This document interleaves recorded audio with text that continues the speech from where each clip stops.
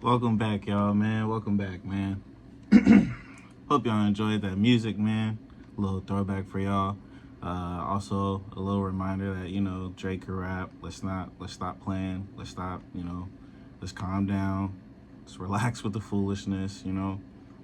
Get back to normal activities. But tomorrow, graduation 1:30. Graduates there at 12. Doors open for guests at 12:30 at the Golden One Center, home of the Sacramento Kings. What does that mean for me? Even in that's a question that I get asked a lot. I've been going to therapy recently. That's always a question that my therapist ends up asking me. It's just how are you feeling? What does this mean for you? Are you happy for yourself? And honestly, I go back and forth because it's or at least I used to, because yeah, I'm graduating, but I'm still not at the point or at the place where I thought I'd be at in my life. But in learning myself and really healing from certain stuff, I realized that I gotta be more gentle with myself. You know what I mean? Everything is a stepping stone. Everything in my life has been for the purpose of elevating and becoming a better person. So I'm proud of myself, that especially during COVID, as we all know, was definitely a difficult time.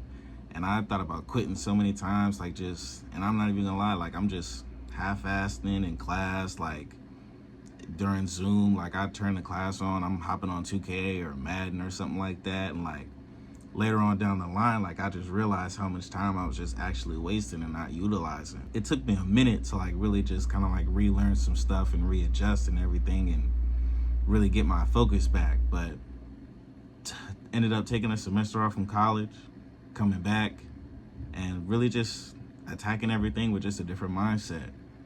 And last year, a majority of my homies graduated, and it's just, you get that feeling to where it's man, I should have been out there, you know what I mean? I just feel like I gave up on myself too early, and it was a terrible feeling. Definitely happy for my homies, and even then, I was telling them about it, and we all came to the conclusion that bro, everybody just has their time, it just wasn't your time yet. Fast forward to this semester, and now it's my turn, and I'm about to walk that stage, and honestly, it ain't a feeling like it. I just can't wait to walk that stage and see my mom's face and see how happy my family, everybody is for me, that supports me through day to day. My brothers being there, it's a different feeling, because for my family, I'm the first to do it.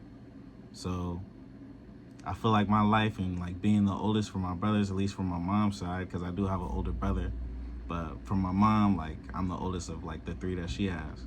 So being the oldest for them, and being the person that they're around day to day, I definitely got to set an example. Little brothers, they watching, they always paying attention to more than you think they actually are. They look at everything that we doing. And the big brother is, next in line after the father, So I feel like a lot of my life, that was a responsibility that I was kind of running from, but I learned to embrace it and, just run with it, really just continue to be that person that they can look up to. And if I were to quit and not come back, what type of example is that setting for them? They looking at me is that okay, to quit when everything gets difficult, when stuff's not going your way? You know what I mean? Or they looking at me in disappointment, looking at me with less respect, and I can't even blame them if they did. So that couldn't have been the path that I took, to quit and just plans after graduation. Honestly, I'm still doing the KSSU shows. You can still catch Weekly Mission during the summer, same time, Thursday at 1. During the fall though, I'm gonna try and come back and reapply. I don't know when the show might be. It might be a different time then, but we'll cross that bridge when we get there. And yeah, just getting internships, trying to be a broadcaster, get my experience up. I feel like this is really my stepping stone. This is really my calling. And each week I could see the improvement from other past videos, or I listen to the audio of other shows, and Man, y'all was there, man. Like, a brother didn't know what he was doing. Keep it a buck with you. We learned, we grew, you know what I mean? We became better, and that's just really just the test of time, man. Consistency. That's really just it. Consistency, discipline, learning to stick through it no matter what. That's really just that, man. On the basketball, and this is something that I really been wanting to talk about too, and I've had conversations with my homies. Like, I'm always in group chats with my homies during the games and everything like that, talking to them. And it's a few things that I do want to touch on, right? I was watching the Pacers and Knicks game last night or the other night, and I'm seeing these teams going on runs and going back and forth and everything like that. And I just think about the Bucks, and I think if Giannis ain't get hurt, then the Bucks would have had a better chance at really advancing in the series, and it would have just honestly been them. Honestly, to me, it would have been Bucks versus the Celtics in the Eastern Conference Finals. Honestly, if Giannis ain't get hurt and the other teams is playing how they playing now. But obviously, we can't go back. It don't change nothing. This conversation doesn't change anything. But just hear me out really quick, right? Giannis gets hurt. They still end up winning. They go down in the Bucks. We're talking about the Bucks versus the Pacers. Giannis gets hurt. There's no Giannis for the series, right? It's just Dame, Chris Middleton, Bobby Portis, all those guys, right? Cool. Going up against the Pacers, right? Tyrese Halliburton, Miles Turner, who's shooting the lights out from three, who's been doing that, honestly. But Miles Turner was a key element in this series, and Brook Lopez was too. We're going to get to that in a minute as well. But going up against the Pacers, all those guys, right? Cool. The theme of this series was the Bucks left Dame out there with Danilo Gallinari. I don't know how old he is, but I remember him back from 2K9. Chris Middleton, he had that dominant game 3, 44 points, or like 2 back-to-back buzzer beaters, one to go into overtime and the other to tie the game in overtime. So, Chris Middleton was doing his thing in flashes throughout the series, right? In flashes. It wasn't nothing that was too consistent, right? With Giannis going down, he's that next guy to like really step up, and like as far as scoring and being that offense for the Bucks later on down the stretch, he's that guy. He's supposed to be, already has the championship DNA.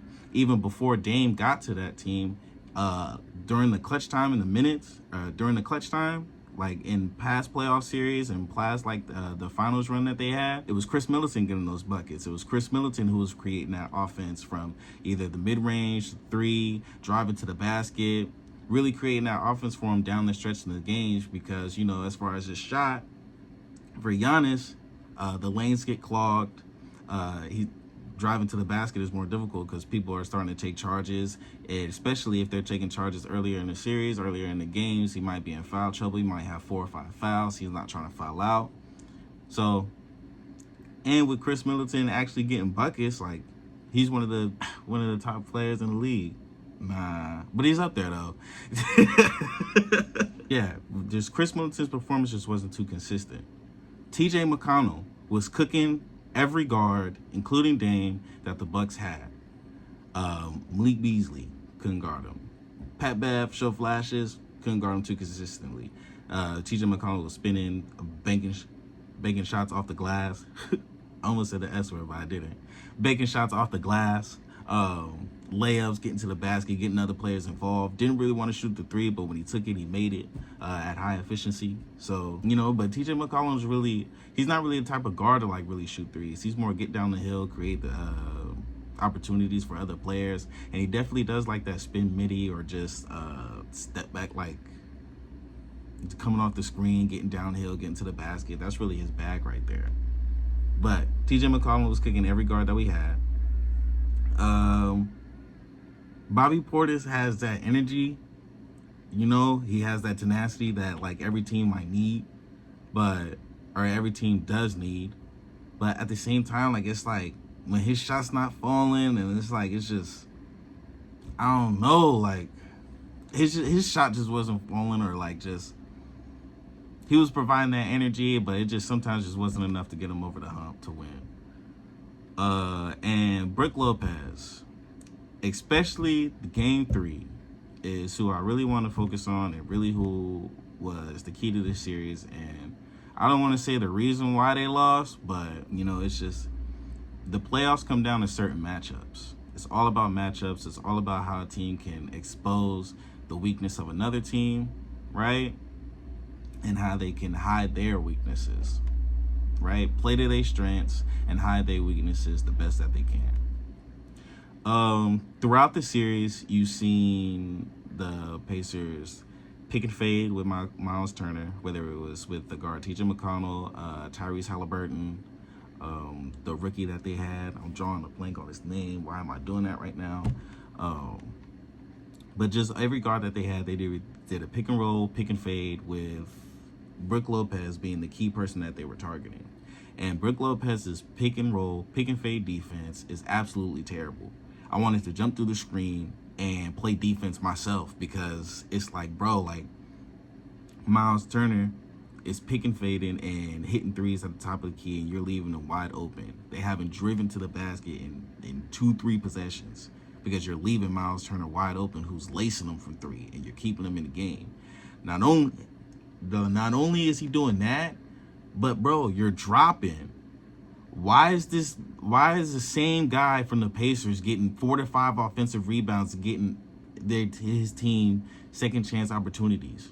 Why is it game 3 in the playoffs in the first round and you finish the game with 4 rebounds? Why is there a game in the playoffs where you have 1 rebound to finish the game? And I know what everybody's gonna say, because he was scoring and there was games where he was shooting the ball at the high clip, but he finished with like 27 was his highest scoring performance.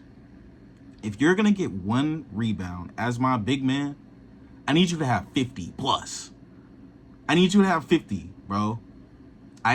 You can't be my big man and you're getting 1 rebound. You're getting 4 rebounds. You're getting out rebounded by some of the guards on the other team. Why is that happening, bro? Why is that happening? I don't know. I don't know. And just, I feel like with Giannis in there, Giannis still one of the best players in the league, MVP of the league, man, Finals MVP. You put him in there, it's just a whole different story. And you can't double team Dame, you can't pressure Dame the way that it is, and you can't pressure at all, actually, because you have Giannis going downhill, and Giannis going downhill is one of the most dangerous things in the league. So that takes the pressure off of Dame. Now, instead of having 2 people and trying to create off of a step back like Dame was doing earlier in the series, now he's getting open set shots. Now he's able to move without the ball, hop off the screen, pick and roll with Giannis. How are they going to defend that? Shoulda, coulda, woulda. Pacers still win the series. They losing to the Knicks. It might be the Knicks and the Celtics in the Eastern Conference Finals. That's how it's really looking. Jalen Brunson is that boy. Oh my God. And they be trying to hate on our lefties, man. Us lefties, man, we pretty cold, man. You can't sleep on us, bruh. Can't sleep on us, brother. Jalen Brunson was out there making people touch earth. Making people touch earth. Tween, behind the back, hezzy. Bro did twister. He put his right hand or left hand on red something.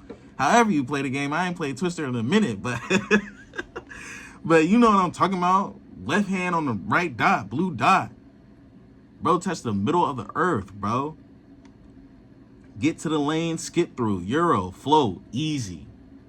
Get to the mid-range, post up, spin, turn around, fade, got him. Step back, 3. Nothing but the net, bro. That's what I like to say. That's what I like to hear. Man, it was effortless, man. It was effortless for him, bro.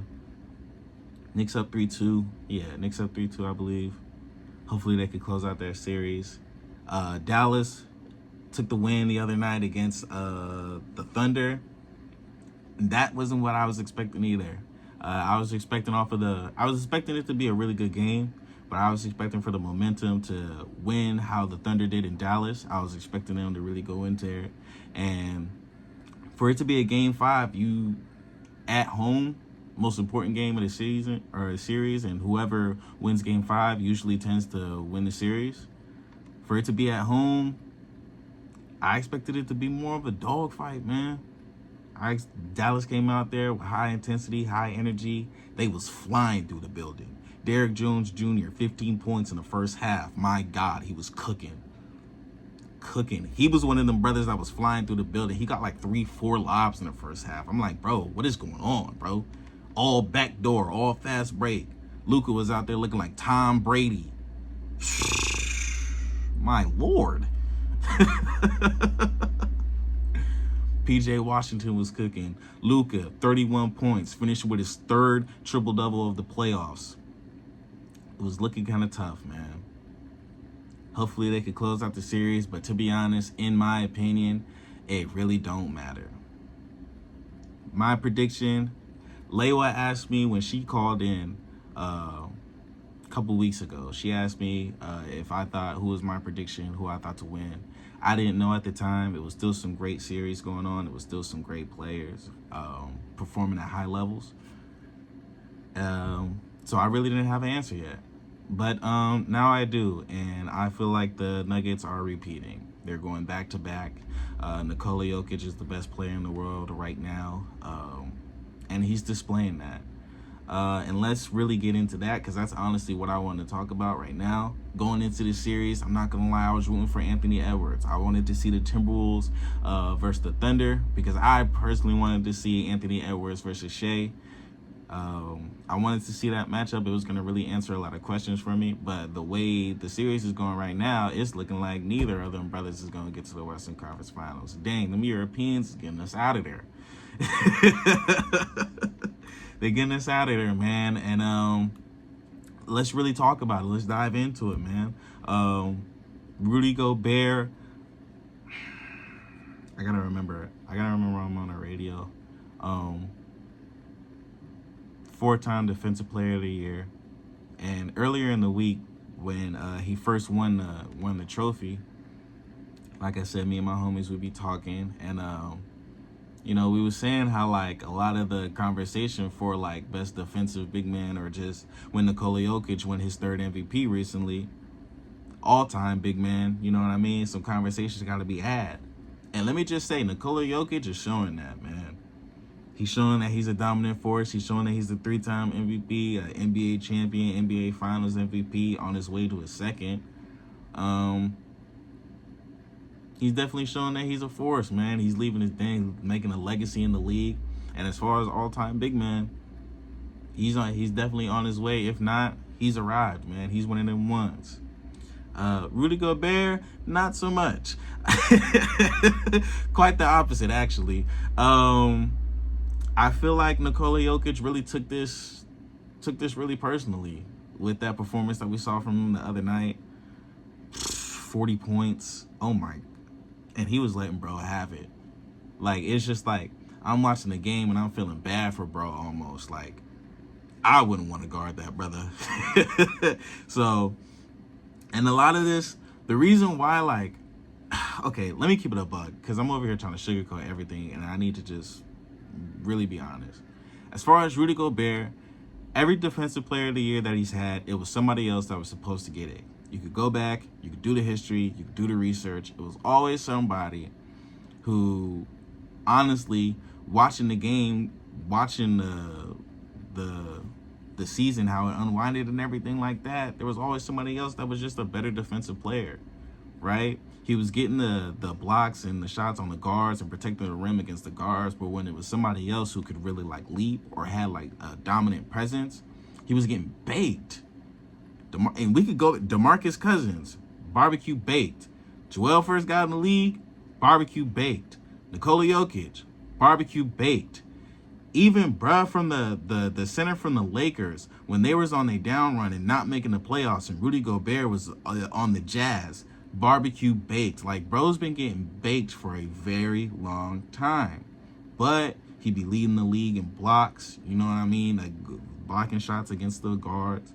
And I will even say, as far as perimeter defense, he has improved just a tad. Just a tad. I didn't say nothing too crazy, but just a tad. It looked better than what it did seasons prior, for sure. Nikola Jokic is taking every one-on-one opportunity with him and really just cashing, bro. Cashing at the bank. Turnaround fade, post up, right? Turnaround fades, spin move, reverse pivot, back to the other shoulder, either hand, and one. I can't even count how many dunks Nikola Jokic had throughout the season. Bro had like 3 last game, even just out the gate. And you know what's really setting them apart? And what really sets a lot of athletes apart from other athletes? Be footwork. You go back and watch the highlights, Jokic's feet aren't moving. It's all upper body. To Jokic one step, Rudy Gobert takes like 3 to 4. And that's terrible. That means you're out there dancing. You'll know what he's doing. And there's some plays where this is the defensive player of the year and he's expecting help. Why is the defensive player of the year guarding the MVP and expecting help? No, that's your challenge. That's on you, buddy. You need to make something happen. The key to them winning is Nikola Jokic, at least just not even saying you have to fully stop him, but at least like contain him. At least make it difficult for him. You know what I mean? Come on, man. You was out there getting cooked, bro. I felt bad for you. My little brother felt bad for you. You gotta do better, man.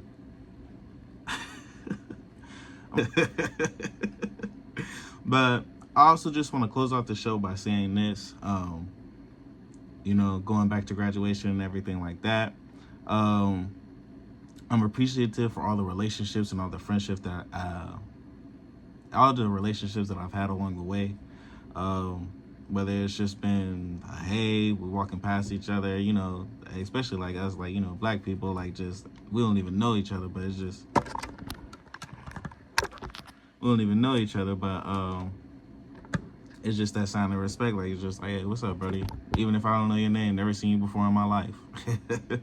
But I'm appreciative of it. Honestly, recently has been like the first time in a long time where I've been actually like posting consistently and like, just keeping up with like everything on like Instagram and everything. That hasn't really been me, but I've definitely learned like this is a platform that I'm trying to go. So that's just posting and being more active on there is what I have to do in order to get where I have to go. But in doing that and like being absent off social media, like your time doesn't go by, or like time doesn't just stay still. Like, you know what I mean? Everything continues to keep going. People continue to grow with or without you, and there's relationships and everything that you keep. There's people that you talk to frequently, and there's just people that you don't. And I want to say to the people that I don't talk to every day or lost connection with, or just anything like that of the source, like, I also just want to say thank you. I appreciate you, especially to the people who like we still have that relationship, and like you just know, like it's all love, man. At the end of the day, we don't have to talk every day. We don't have to communicate every day. Everybody has their own something going on. Everybody has something that they're trying to reach. Everybody has a goal that they're trying to strive for. But I want everybody to make it. It's enough for everybody. And I don't know, man. That's just always how I've been. And I just wanted to really say that, and I just wanted to reconnect with some of those people. I don't want people, like, the one thing that I'll be worried about, like, is, like, in losing connection and, like, like, people, like, feeling some type of way, or, like, or, like, people, like, because social media is where it is now, like, that's really the main way that people keep relationships with people. So I don't want people to think, like, just because it's this way on Instagram, like, or Snapchat, or I don't even use Snapchat no more, but, or Twitter, or whatever, then that's how it's going to be in real life, when that's honestly the opposite. I rock with so many people. I'm inspired by so many people, people who continue to chase their dreams and chase their goals. I be seeing that. I be seeing the path that people take, the people closest to me take, and I'm excited for everybody. And I remember saying like this year is gonna be a pretty big year for everybody, and I just felt that, and I'm still feeling that, and I'm still inspired to really see what the rest of the year holds. And graduating is the first step. So I'm appreciative of everything. I thank y'all. I appreciate y'all. You know, uh, I don't know what the summer schedule gonna look like, but if it's what I'm thinking, I'll be back next Thursday. If not, I'll let y'all know though for sure. But we gonna keep playing the music. Yeah, man. I hope y'all having a great day. Hope y'all have a good day going into the weekend. I know I will. Y'all be smooth, man. Take it easy.